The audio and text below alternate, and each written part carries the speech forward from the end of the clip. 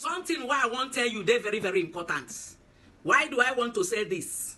Mothers, you know that school is vacating. A lot of schools are vacated today. A lot will do that by Friday. And this is what I want to tell you. Please don't allow your children to go out and start going message for people. Come and buy something for me. Come and buy something. Don't go and use your children to be doing a favor for people in the compound. What is happening right now?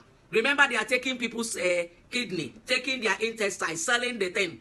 So, one thing I want to tell you, be say, if your pikin come back, see as my day, make a day like this inside your house. Get things that is good for them. Keep them at home. Don't allow your children, a lot of children, may they no kidnap them. Oh. May they no kidnap them. Now the thing why me and they talk. Please know how you send the children message. Don't send them at night.